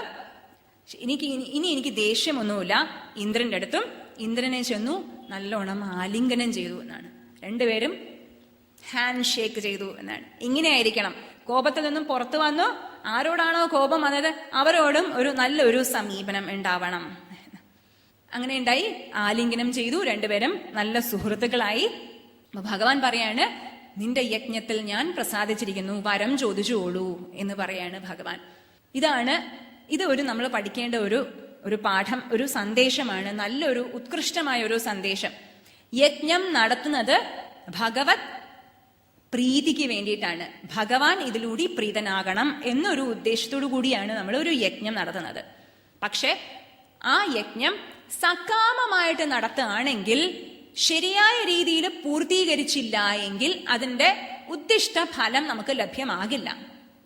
പക്ഷേ യജ്ഞത്തിന്റെ ഉദ്ദേശം നിഷ്കാമ ഉദ്ദേശമാണെങ്കിൽ ആ യജ്ഞം പൂർത്തീകരിക്കാൻ പറ്റിയില്ല എങ്കിലും ഭഗവത് പ്രീതി തീർച്ചയായിട്ടും അതിലൂടെ ഉണ്ടാവും. അതാണ് ഈ ഒരു ചരിത്രത്തിലൂടെ സൂചിപ്പിച്ചിരിക്കുന്നത്. അശ്വമേധ യജ്ഞം 100 എണ്ണം പൂർത്തീകരിച്ചില്ല എങ്കിലും 99 എണ്ണമേ നടത്താൻ പറ്റിയുള്ളൂ പൃഥുവിന്. എന്നാൽ കൂടിയും ഭഗവാന്റെ പ്രീതി ഉണ്ടായി. സാക്ഷാത് ഭഗവാൻ മുന്നില് പ്രത്യക്ഷപ്പെട്ടു. എന്നിട്ട് ഭഗവാൻ എന്ത് വേണമെങ്കിലും ചോദിച്ചോളൂ, വരം ചോദിച്ചോളൂ എന്ന് പറഞ്ഞപ്പോൾ പൃഥു മഹാരാജാവ് പറയാണ്, ഞാൻ അങ്ങയെ ദർശിച്ചുവല്ലോ, അങ്ങയുടെ ദർശനം തന്നെ എനിക്ക് വലിയൊരു ലാഭമാണ്. അതിൽ പരം ഒന്നും ഞാൻ ആഗ്രഹിക്കുന്നില്ല. എനിക്ക് ശ്രവണം ചെയ്യണം. അങ്ങയുടെ കഥകൾ എത്ര കേട്ടാലും മതിയാവില്ല. അങ്ങയുടെ മഹത്വം എത്ര കേട്ടാലും മതിയാവില്ല. അതുകൊണ്ട് ഈ 2 ചെവികൾ പോരാ അത് കേൾക്കാൻ. അങ്ങയുടെ മഹത്വം കേട്ടുകൊണ്ടേയിരിക്കണം. അതുകൊണ്ട് എനിക്ക് 1000 ചെവികൾ പ്രദാനം ചെയ്താലും 1000 ചെവികൾ പ്രദാനം ചെയ്താലും. അപ്പൊ നമുക്ക് തോന്നും, അയ്യോ 1000 ചെവികളോ, എവിടെ ഫിറ്റ് ചെയ്യും നമ്മള്? ബുദ്ധിമുട്ടല്ലേ? 2 ചെവി തന്നെ ചിലർക്ക് ഭയങ്കര പ്രശ്നമാണ്. അപ്പൊ എവിടെയൊക്കെ ഫിറ്റ് ചെയ്യും? ഫിറ്റ് ചെയ്ത് നടന്നു കഴിഞ്ഞാൽ വികൃതമായ ഒരു രൂപമാകുമല്ലോ. പക്ഷെ 1000 ചെവിയുടെ ശക്തി ഉൾക്കൊള്ളുന്ന 2 ചെവികളെ പ്രദാനം ചെയ്താലും, അപ്പൊ ഈ 2 ചെവികളുടെ പിന്നിൽ 1000 ചെവികൾ ഉണ്ടായിരുന്നാൽ എത്ര ശക്തി ഉണ്ടാവോ അത്രയും ശക്തി ഈ 2 ചെവികളിലെ പ്രദാനം ചെയ്താലും. അതായത് എന്താണ് അതിലൂടെ ഉദ്ദേശിക്കുന്നത്? ശ്രവണ മാധുര്യം അനുഭവിക്കാനുള്ള ഒരു മനസ്സിനെ പ്രദാനം ചെയ്താലും എത്ര കേട്ടാലും മതിയാവില്ല. എങ്ങനെയാണോ നദികള് സമുദ്രത്തിലേക്ക് ഇങ്ങനെ ഒഴുകി ലയിക്കുന്നത്, എത്ര നദികള് സമുദ്രമായിട്ട് ഒന്നിച്ച് ചേർന്നാലും സമുദ്രം നിറഞ്ഞു കവിഞ്ഞു ഒഴുകുന്നില്ല. അതുപോലെ എത്ര കേട്ടാലും ഭഗവത് മഹിമ, ഭഗവത് കഥകള്, ഭഗവത് മാഹാത്മ്യം എത്ര കേട്ടാലും എനിക്ക് മതിയാവാൻ പാടില്ല. അങ്ങനെയുള്ള കർണങ്ങള് എനിക്ക് പ്രദാനം ചെയ്താലും എന്ന് പറഞ്ഞ് ഭഗവാന്റെ അടുത്ത് പ്രാർത്ഥിക്കുകയാണ് പൃഥു മഹാരാജാവ്. ഇതിലൂടെ എന്താ ഉദ്ദേശിക്കുന്നത്? ഭഗവാന്റെ ഭക്തിയെയാണ് പ്രദാനം ചെയ്യേണ്ടത്. ഭക്തി, ജ്ഞാനം, വൈരാഗ്യം. ഈ ഭാഗവതത്തിലെ മാഹാത്മ്യത്തിൽ പറയുന്നത് പോലെ ഭക്തിയുടെ 2 മക്കള് ജ്ഞാനവും വൈരാഗ്യവും. ഈ 3 എവിടെയുണ്ടോ അവിടെയാണ് സമ്പൂർണമായ തൃപ്തി, സന്തുഷ്ടി നമ്മുടെ ജീവിതത്തിൽ ഉണ്ടാവുക. അത് വേണം എന്നാണ് ഇൻഡയറക്റ്റ് ആയിട്ട് സൂചിപ്പിക്കുന്നത് പൃഥു മഹാരാജാവ്. അപ്പൊ ഭഗവാൻ പറയാണ്, ഭക്തി എന്താണ്? ഞാൻ തന്നെയാണ് ഭക്തിരസം. ഭഗവാനാണ് ഭക്തി എന്ന് പറയാം. ഭഗവാനാണ് ഭക്തിരസം. ആ ഞാൻ തന്നെ ഇവിടെ പ്രത്യക്ഷപ്പെട്ടിരിക്കുന്നു. അതുകൊണ്ട് നിനക്ക് ഭക്തിരസം പൂർണ്ണമായിട്ടും അനുഭവിക്കാനുള്ള ഒരു കരുത്ത്, സന്മനസ് നിനക്ക് തീർച്ചയായിട്ടും ഉണ്ടാവും. അത് ഉണ്ട് താനും. ധൈര്യമായിട്ട് നീ രാജ്യഭരണം ഗംഭീരമായി നിർവഹിക്കൂ എന്ന് പറഞ്ഞ് ഉപദേശം നൽകിക്കൊണ്ട് ഭഗവാൻ അവിടെ നിന്ന് പോകുന്നു. പൃഥു മഹാരാജാവ് സംതൃപ്തനായി രാജ്യഭാരം നിർവഹിക്കുന്നു. ഭഗവാൻ എവിടെയുണ്ടോ അവിടെ തീർച്ചയായിട്ടും ഭഗവാന്റെ ഭക്തന്മാരും ഉണ്ടാവും. ഭഗവാൻ പ്രത്യക്ഷപ്പെട്ടു നമ്മുടെ പൃഥുവിന്റെ മുന്നില്. അപ്പൊ തീർച്ചയായിട്ടും അതിന്റെ പിന്നാലെ വരും ഭഗവാന്റെ ഭക്തന്മാരും. ആരാണ് ഭഗവാന്റെ ഭക്തന്മാര്? സനകാദികള്. സനകാദികൾ ഒരു ദിവസം പൃഥു മഹാരാജാവിന്റെ സദസ്സിൽ പ്രവേശിച്ചു. പൃഥു മഹാരാജാവ് ക്ഷണിക്കാതെ തന്നെ സനകാദികൾ അവിടെ എത്തിച്ചേർന്നു. ഇതിന്റെ അർത്ഥം എന്താണ്? എവിടെ ഭഗവത് സന്നിധി സാന്നിധ്യമുണ്ടോ അവിടെ ഭക്തന്മാര്, സന്യാസിമാര്, സ്വാമികളുടെ സാന്നിധ്യവും തീർച്ചയായിട്ടും ഉണ്ടാവും. സനകാദികൾ പ്രവേശിച്ചു. പൃഥു മഹാരാജാവിന് ആനന്ദം കൊണ്ട് മനസ്സ് നിറഞ്ഞു നിൽക്കുകയാണ്. പറയാണ്, ഞാൻ ക്ഷണിക്കാതെ തന്നെ നിങ്ങൾക്ക് വന്നുവല്ലോ, അത് തന്നെ സമ്പൂർണ്ണ ഭാഗ്യം, എന്റെ പരമ അനുഗ്രഹമാണ്. നിങ്ങൾ എന്നിൽ അനുഗ്രഹം ചൊരിഞ്ഞിരിക്കുന്നു, അതിന് അത്യതീവ സന്തോഷമുണ്ട്. എനിക്ക് ജ്ഞാനത്തെ പ്രദാനം ചെയ്താലും എന്ന് പറഞ്ഞുകൊണ്ട് ഇവര് പൃഥു മഹാരാജാവ് അഭ്യർത്ഥിക്കുകയാണ്. ഇതും നമ്മൾ പഠിക്കേണ്ട ഒരു പാഠമാണ്. എവിടെയൊക്കെ ഭക്തന്മാര് വരുന്നു, സന്യാസിമാര് വരുന്നു, അവരോട് എന്താണ് ചോദിക്കേണ്ടതെന്നും അറിഞ്ഞിരിക്കണം എന്നാണ്. സാധാരണ സന്യാസിമാരോട് നമ്മൾ പോവുക, എന്തെങ്കിലും പ്രശ്നം വരുമ്പോൾ, ആർക്കെങ്കിലും അസുഖമുണ്ട്, മനസ്സ് ശരിയല്ല, മാനസികമായ പ്രശ്നമുണ്ട് എന്നൊക്കെ നമ്മൾ വരുമ്പോഴാണ് സ്വാഭാവികമായി പോവുക. പക്ഷെ സന്യാസിമാരോട് എപ്പോഴാണ് പോകേണ്ടത്, എങ്ങനെയാ പോകേണ്ടത്, എന്താ ചോദിക്കേണ്ടതെന്ന് ചോദിച്ചു കഴിഞ്ഞാൽ ഇതാണ് ചോദിക്കേണ്ടത്: ഭക്തിയും ജ്ഞാനവും വൈരാഗ്യവും. അതാണ് ശരിക്കും നമ്മുടെ ജീവിതത്തിലുള്ള ശരിക്കുള്ള സത്ത് എന്ന് പറയാം. അപ്പൊ ആ ജ്ഞാനത്തിനെയാണ് ചോദിക്കുന്നത് പൃഥു മഹാരാജാവ് സനകാദികളുടെ അടുത്ത്. ആരുടെ നിന്ന് ചോദിക്കുന്നു? ഉള്ളവരുടെ അടുത്ത് തന്നെ ചോദിക്കാൻ പറ്റുള്ളൂ. ഒരു ഭിക്ഷുകന്റെ അടുത്ത് നിന്ന് എനിക്ക് പൈസ ചോദിക്കാൻ പറ്റില്ല, കാരണം അവൻ തന്നെ യാചിച്ച് നടക്കുന്നവനാണ്. അതേപോലെ ജ്ഞാനം സമ്പൂർണമായ ആരിലുണ്ടോ അവരുടെ അടുത്ത് നിന്നും എനിക്ക് ജ്ഞാനം ചോദിക്കാം, ചോദിച്ച് വാങ്ങാം. പൃഥു മഹാരാജാവ് ഭഗവാന്റെ പരമഭക്തരായ ജ്ഞാനികളായ സനകാദികളുടെ അടുത്ത് നിന്നും ജ്ഞാനമാണ് ചോദിച്ചു വാങ്ങിച്ചത്. അവര് ജ്ഞാനത്തിന്റെ എന്താണ് രഹസ്യം, ഭക്തി വൈരാഗ്യങ്ങളുടെ രഹസ്യം എന്താണ് എന്ന് വിശദമായിട്ട് പറഞ്ഞു കൊടുക്കാണ് സനകാദികള്. പറയാണ്, നമ്മള് ജീവിതത്തിൽ നമ്മുടെ കർത്തവ്യ കർമ്മങ്ങൾ നിർവഹിച്ചു പോരുന്നു. കർത്തവ്യ കർമ്മങ്ങളുടെ ആത്യന്തികമായ ലക്ഷ്യം എന്തായിരിക്കണം? സംസാരത്തിൽ നിന്നും ഒരു വിരക്തി, വൈരാഗ്യം.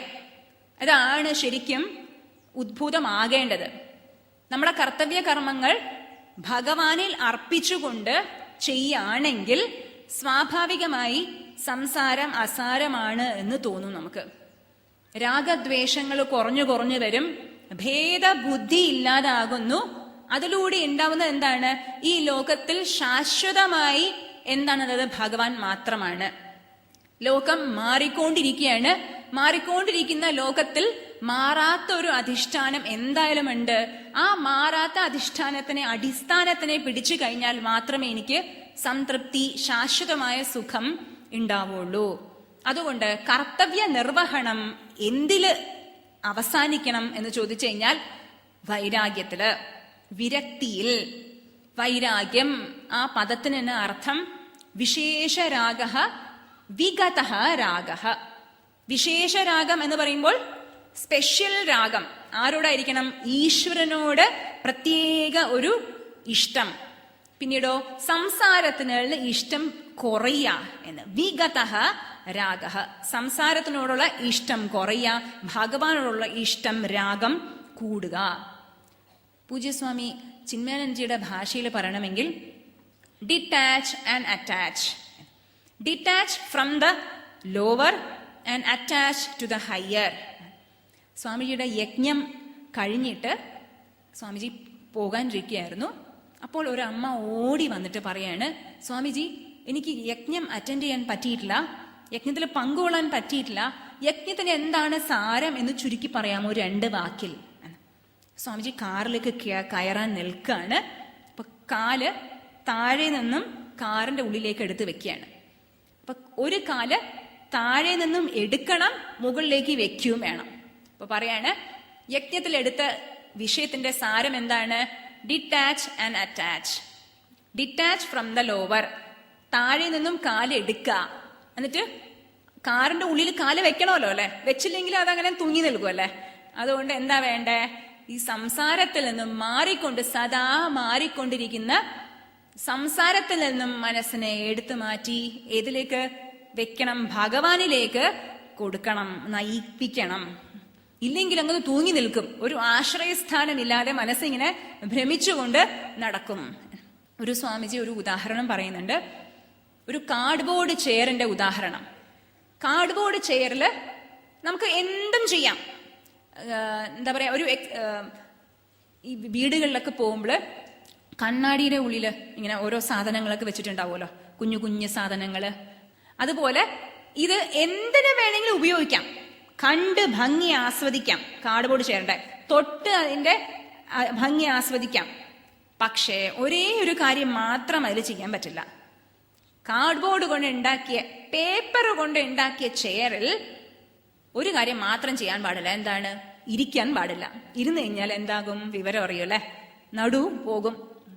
അതേപോലെയാണ് ഈ ലോകവും. ഈ ലോകം സദാ മാറിക്കൊണ്ടിരിക്കുകയാണ്. മാറിക്കൊണ്ടിരിക്കുന്ന ലോകത്തിനെ പിടിച്ചു കഴിഞ്ഞാൽ, മാനസികമായി പിടിച്ചു കഴിഞ്ഞാൽ, ശാരീരികമായി തീർച്ചയായിട്ടും പിടിക്കാതെ പറ്റില്ല. മനുഷ്യനൊരു സാമൂഹ്യ ജീവിയാണ്, അതുകൊണ്ട് ശാരീരികമായി ആശ്രയിച്ചേ മതിയാവും.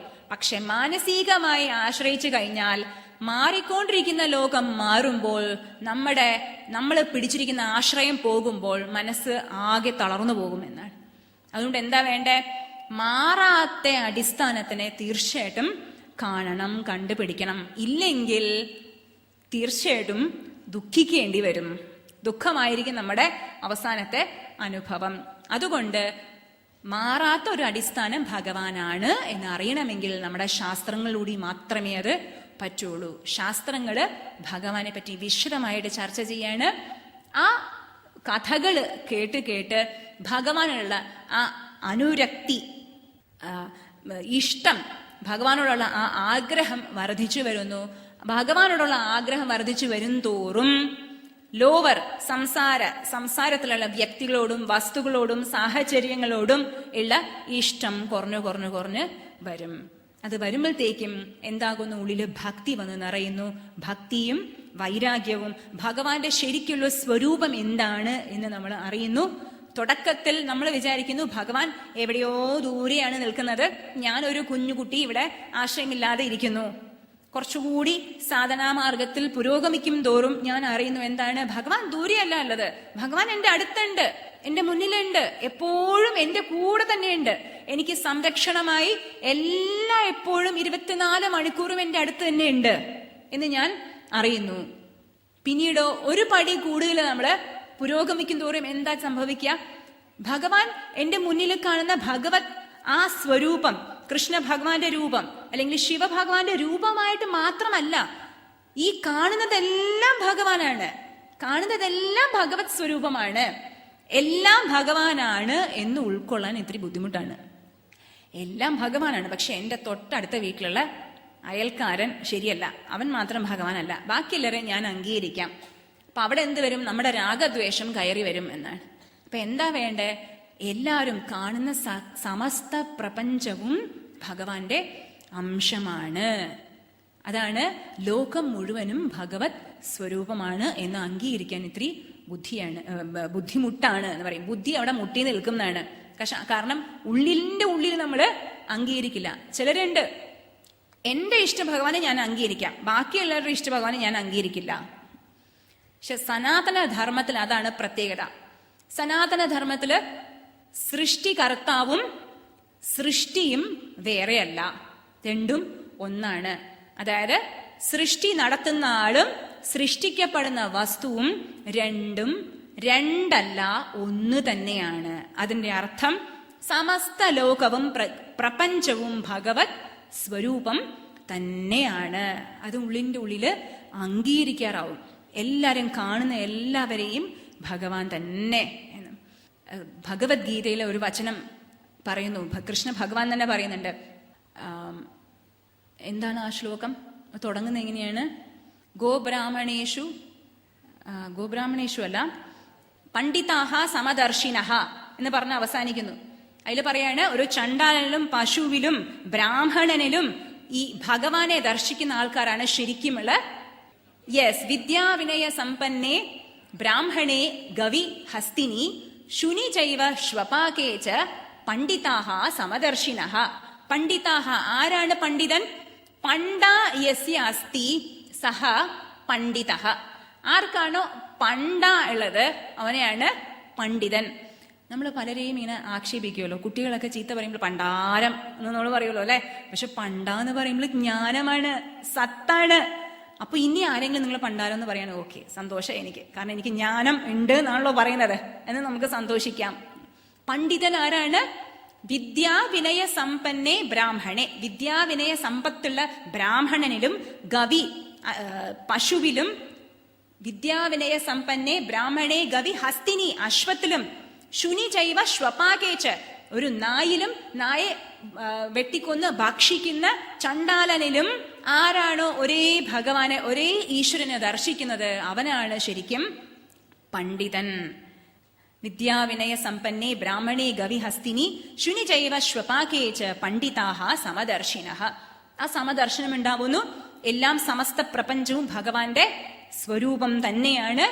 ആ ഭഗവാൻ തന്നെ എന്റെ ഉള്ളിലുമുണ്ട്. ഇതാണ് രണ്ടാമത്തെ പടി. മൂന്നാമത്തെ പടി എന്ന് പറയുമ്പോൾ അതിലും ഒരു പടി മുകളിലേക്ക് പോകുന്നു. എന്താണ് ആ പടി എന്ന് പറയുമ്പോൾ, സമസ്ത പ്രപഞ്ചവും ഭഗവാന്റെ സ്വരൂപം തന്നെയാകുന്നു. പക്ഷേ ഭഗവാൻ ഈ കാണുന്ന പ്രപഞ്ചത്തിനും മുകളിലാണ്. എന്തായിട്ട്? സരൂപനായിട്ട് പ്രത്യക്ഷപ്പെടുന്നു. എന്നാൽ ശരിക്കും ഭഗവാൻ രൂപമുണ്ടോ? ഇല്ല, ഭഗവാൻ അരൂപനാണ്. സഗുണമായിട്ട് പ്രത്യക്ഷപ്പെട്ട് കാണുന്നുണ്ട്. എന്നാൽ ഭഗവാൻ ശരിക്കും സഗുണനാണോ? അല്ല, നിർഗുണനാണ്. സവികാരമായി പ്രത്യക്ഷപ്പെടുന്നു. എന്നാൽ ഭഗവാന്റെ ശരിക്കുള്ള സ്വരൂപം നിർവികാരമാണ്. ഭഗവാൻ കാണുന്നതിനുമെല്ലാം അപ്പുറമാണ്. മനസ്സിന് അപ്പുറം, ഇന്ദ്രിയങ്ങൾക്കപ്പുറം, ബുദ്ധിക്ക് അപ്പുറം ആ ചൈതന്യ സ്വരൂപിയാണ് ഭഗവാൻ. ആ ഭഗവാൻ ജ്ഞാനാണ് എന്നാണ് ഉത്കൃഷ്ടമായ ഒരു ജ്ഞാനം. ഈ ജ്ഞാനമാണ് എല്ലാ ജ്ഞാനത്തിന്റെയും അധിഷ്ഠാനം, അടിസ്ഥാനം, ബേസിക് നോളജ് എന്ന് പറയാം. ഇത് അറിഞ്ഞവനാണ് ശരിക്കും അറിവുള്ളവൻ. ബാക്കി ആർക്കും അറിവില്ല എന്നാണ്. അവനവനെ അറിയുന്നവനാണ് ശരിക്കും അറിവ് ഉള്ളവൻ. ബാക്കി എല്ലാവരും ശരിക്കും നമ്മൾ ഭ്രാന്തന്മാരെന്ന് പറയും. ഭ്രാന്തൻ ആരാണ്? ഓരോന്നും പറഞ്ഞ് എന്തൊക്കെയോ അസഭ്യങ്ങൾ പറഞ്ഞ് നടക്കുന്നവരാണ് ഭ്രാന്തന്മാര്. എന്തുകൊണ്ട്? അവരുടെ വ്യവഹാരങ്ങള്, ആചാരങ്ങളെല്ലാം ഒറ്റ ഒരു അജ്ഞാനത്തിൽ നിന്നുമാണ് ഉദ്ഭൂതമാകുന്നത്. എന്തജ്ഞാനമാണ്? അവനവനെ അറിയാത്തത്.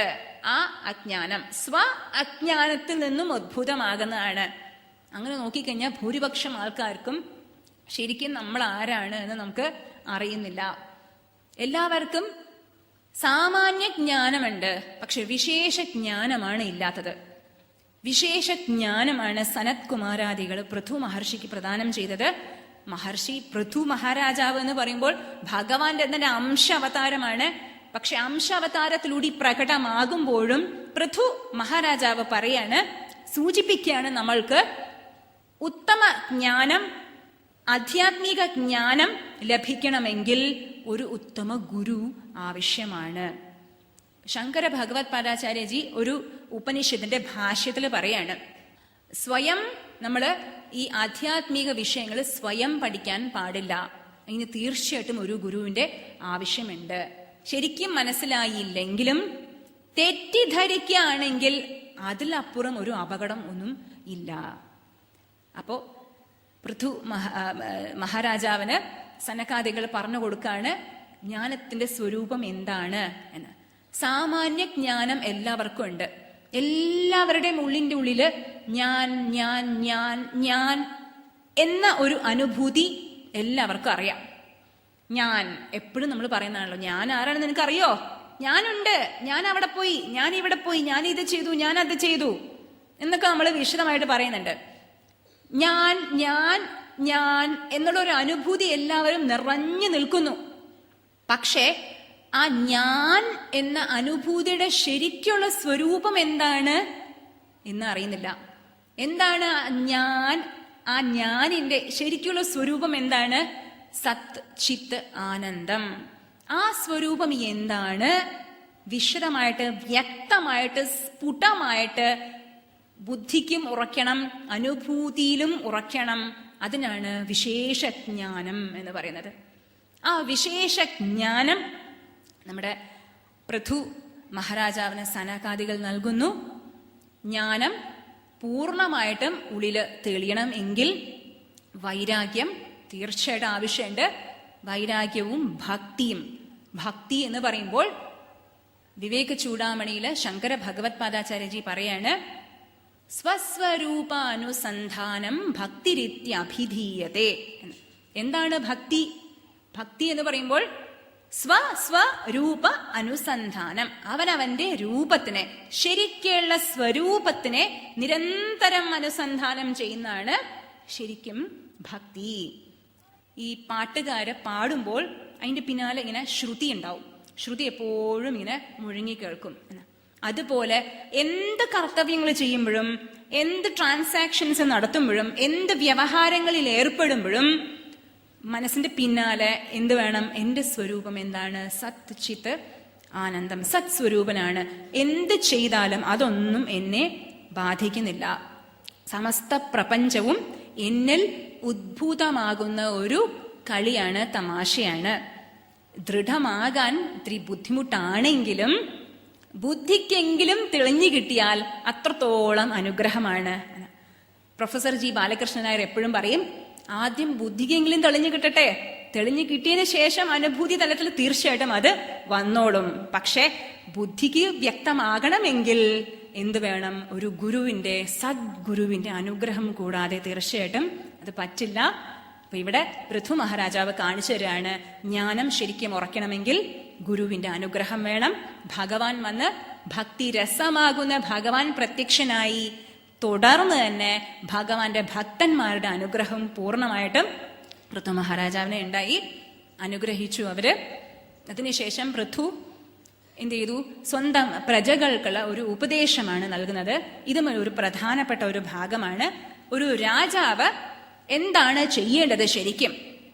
പ്രജകളെ വിളിച്ചു, എന്നിട്ട് പറയാണ് രാജധർമ്മം എന്താണ്, പ്രജകളുടെ ധർമ്മം എന്താണ് എന്ന് ബോധ്യമാക്കി കൊടുക്കണം അവർക്ക്.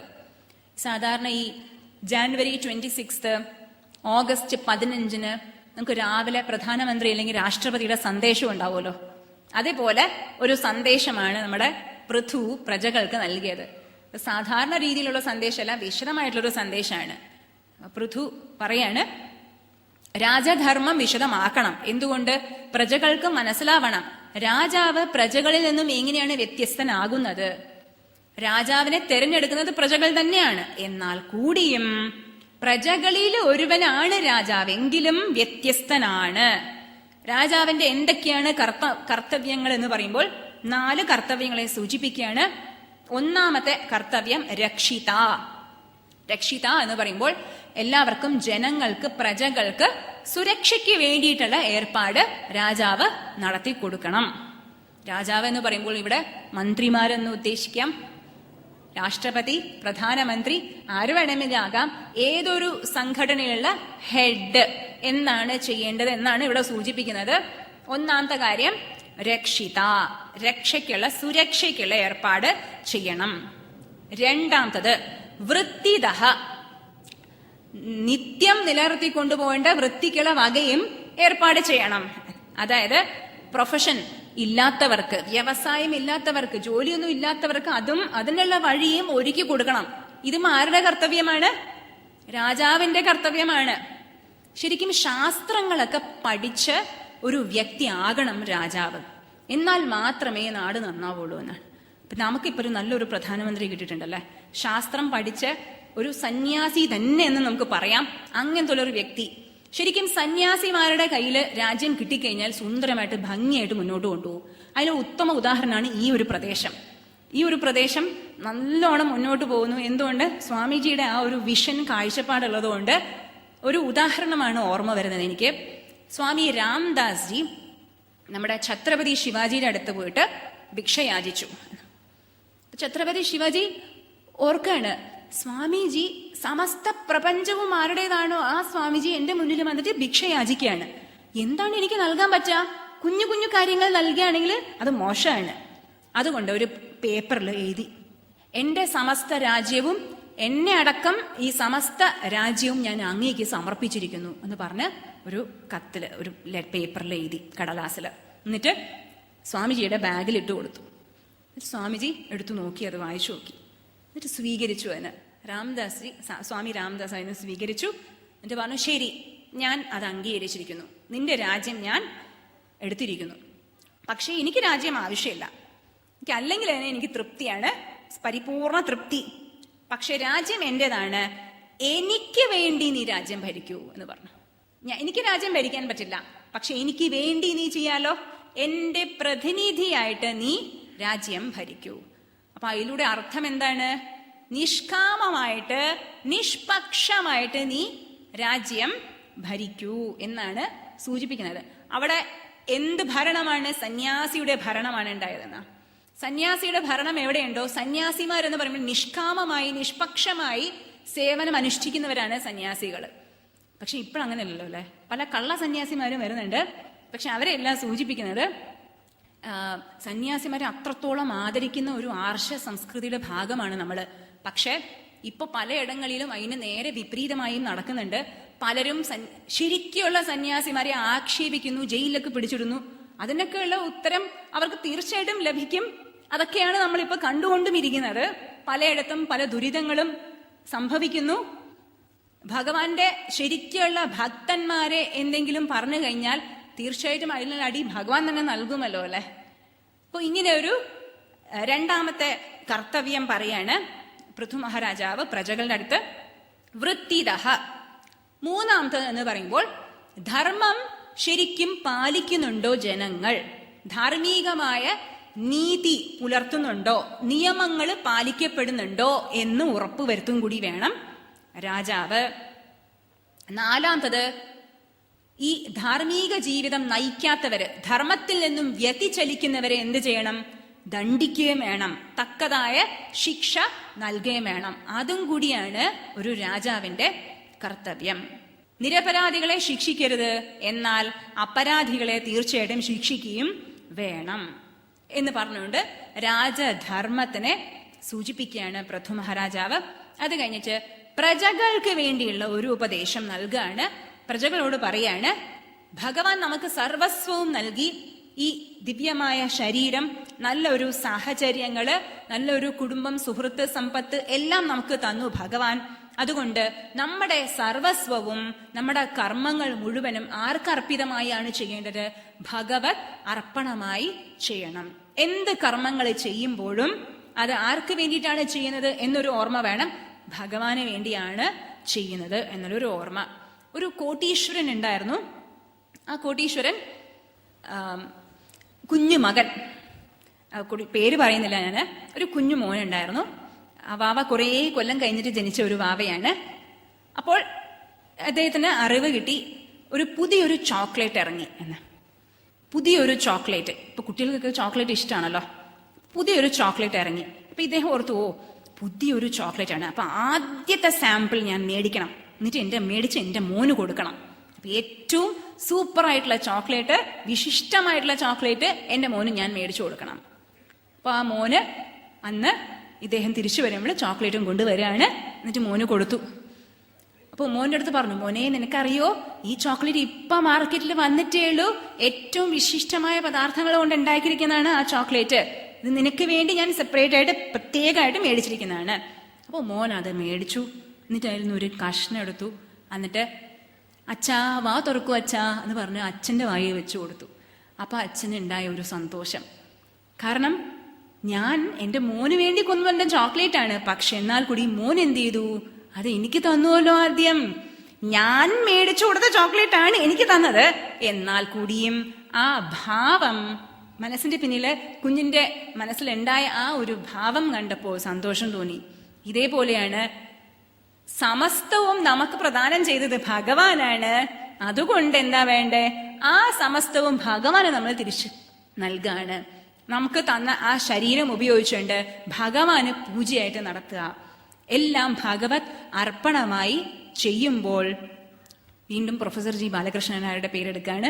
അദ്ദേഹം എപ്പോഴും പറയും, സ്വന്തം കർമ്മങ്ങള്, കർത്തവ്യങ്ങള് ഭഗവത് ആരാധനമായി ചെയ്യുകയാണെങ്കിൽ എന്താണ് അതിലൂടെ ഉണ്ടാവുന്ന ഫലം എന്ന് ചോദിച്ചു കഴിഞ്ഞാൽ 2 ഫലങ്ങളാണ്. ഒന്നാമത്തത് രാഗദ്വേഷങ്ങൾ കുറയും. രണ്ടാമത്തത് ഭേദബുദ്ധി ഇല്ലാതാകും എന്നാണ്. ഇത് രണ്ടും നടക്കും തോറും ഉള്ളിൻ്റെ ഉള്ളില് സത്യം, നമ്മളാകുന്ന സത്യം, ആ ആനന്ദമാകുന്ന സച്ചിത് സ്വരൂപമാകുന്ന നിർഗുണ നിരാകാര ആ സത്യം നമ്മുടെ ഉള്ളില് സൂര്യതുല്യം പ്രകാശിച്ചു വരും എന്നാണ്. ഇതും അദ്ദേഹത്തിന്റെ ഒരു ഭാഷയിൽ പറയാണ്. സൂര്യതുല്യം സത്യം ഉള്ളില് ജ്വലിച്ചു വരും, അത്രയും സ്ഫുടമായിട്ട്. അതിനുള്ള തുടക്കം എന്താണ്? ഓരോ കർത്തവ്യ കർമ്മങ്ങൾ ചെയ്യുമ്പോഴും അവരവർ എവിടെയാണോ ഇരിക്കുന്നത് ആ കർമ്മങ്ങൾ ചെയ്യുമ്പോൾ അത് ഭഗവത് ആരാധനമായി ചെയ്യാം. ദോശ ഉണ്ടാക്കാണ്, അത് ആർക്ക് വേണ്ടിയിട്ട്? ഭഗവാൻ എന്റെ കുഞ്ഞിന്റെ രൂപത്തിൽ പ്രത്യക്ഷനായിരിക്കുന്നു. ആ ഭഗവാനാകുന്ന കുഞ്ഞിന് ഞാൻ ദോശ സമർപ്പിക്കുന്നു. ബാങ്കിൽ ജോലി ചെയ്യുന്ന ഒരു വ്യക്തിയാണെങ്കിൽ ശരി, ഭഗവാനാണ് വന്നിരിക്കുന്നത് ക്ലയന്റിന്റെ രൂപത്തില്, കസ്റ്റമറുടെ രൂപത്തില്, അതുകൊണ്ട് ആ ഭഗവാന് വേണ്ടി ഞാൻ കാശ് കൊടുക്കാണ് എന്ന് പറഞ്ഞുകൊണ്ട് ചെയ്യാം. എവിടെ ചെന്നാലും ആ ഭഗവത് അംശം, ഭഗവാന്റെ ആ സ്വരൂപം ദർശിച്ചുകൊണ്ട് ചെയ്യുകയാണെങ്കിൽ തീർച്ചയായിട്ടും ഉള്ളില് വൈരാഗ്യം ഉദിക്കും, ഭക്തി വർദ്ധിക്കും, അതിലൂടെ ജ്ഞാനം ദൃഢമാകുകയും ചെയ്യും. ഈ ഒരു ഉത്കൃഷ്ടമായ ഒരു ഉപദേശമാണ്, സന്ദേശമാണ് പൃഥു മഹാരാജാവ് പ്രജകൾക്ക് നൽകിയത്. ഉത്തമനായിട്ടുള്ള രാജാവ് എങ്ങനെ ആയിരിക്കണം? പ്രജകൾക്ക് ധാർമ്മിക ബോധം നൽകണം. അത് മാത്രമല്ല, ഭഗവത് അഭിമുഖീകരിപ്പിക്കുകയും വേണം അവരെ. പൃഥു മഹാരാജാവിന്റെ പ്രദേശത്ത് എവിടെ ചെന്നാലും ഭഗവത് സ്മരണ ഉണർത്തുന്ന കാര്യങ്ങളാണ് കാണുക. അതും കൂടി വേറൊരു പ്രത്യേകതയാണ്. എന്താണ്, ഇവിടെ ഇപ്പം നമ്മുടെ പ്രദേശത്ത് നടക്കുകയാണെങ്കിൽ ഓരോ സ്ഥലത്തും ഇങ്ങനെ ചിത്രങ്ങൾ കാണാമല്ലേ. നല്ല പാടമായിരിക്കും, സുന്ദരമായ പാടം. പക്ഷെ അതിന്റെ മുന്നിൽ ഒരു വലിയൊരു ബോർഡ്. എന്ത് ബോർഡാണ്?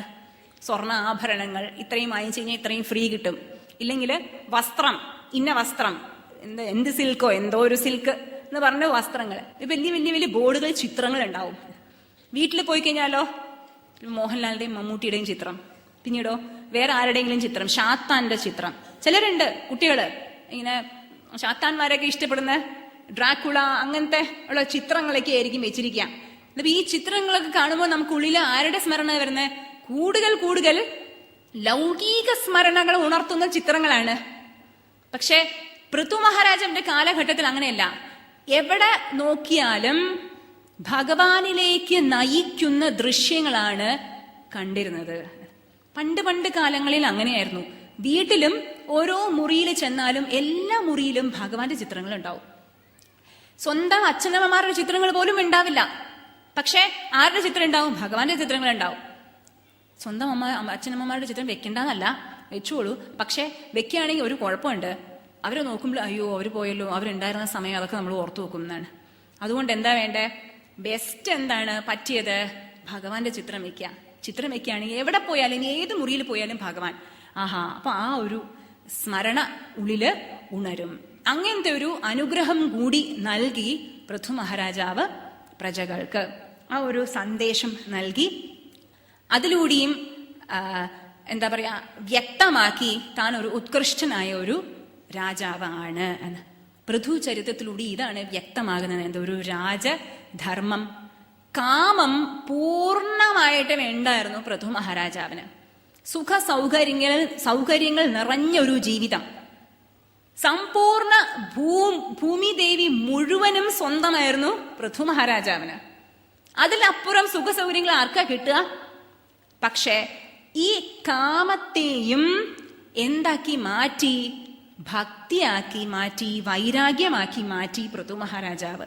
സമസ്ത സുഖഭോഗങ്ങൾ ഉണ്ടായിട്ട് പോലും ശ്രദ്ധ മുഴുവനും ആരില്?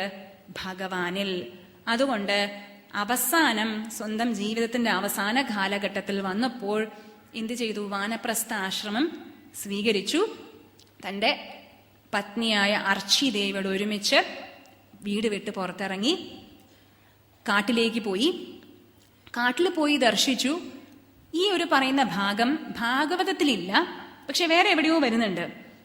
ഒരു കാട്ടിൽ പോയപ്പോൾ ദർശിച്ചു. അവിടെ കാട് പ്രദേശം നല്ല സുന്ദരമായിരിക്കുന്നു. അവിടെ നല്ല കുളങ്ങളുണ്ട്, നല്ല ഉപവനങ്ങൾ, നല്ല ചെടികൾ, വൃക്ഷങ്ങളൊക്കെ പിടിപ്പിച്ചിട്ടുണ്ട്, ഡാമുകളൊക്കെ ഉണ്ടാക്കിയിട്ടുണ്ട്, കൃഷി നടക്കുന്നുണ്ട്. അപ്പൊ തോന്നി, ആരാ ഇതിന്റെയൊക്കെ പിന്നിൽ? ഞാനിതൊന്നും ചെയ്തിട്ടില്ലല്ലോ. അപ്പൊ ആരാ ചെയ്തിട്ടുണ്ടാവാ? അപ്പോ ഒന്ന് ആലോചിച്ച് നോക്കിയപ്പോ പ്രത്യക്ഷനായി ആര്? പൃഥുവിന്റെ അനിയൻ. ആരാണ്? വേനന്റെ ഊരുവിൽ നിന്നും പ്രത്യക്ഷനായ നിഷാദ ജാതിയിൽ ജനിച്ചവൻ.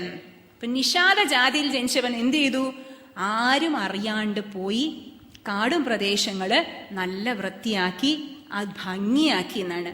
പക്ഷെ അതിന്റെ പേര് ആർക്ക് ലഭിച്ചു? പൃഥു മഹാരാജാവിന്. ഈ ഒരു ഭാഗം ഭാഗവതത്തിൽ വരുന്നില്ല കേട്ടോ.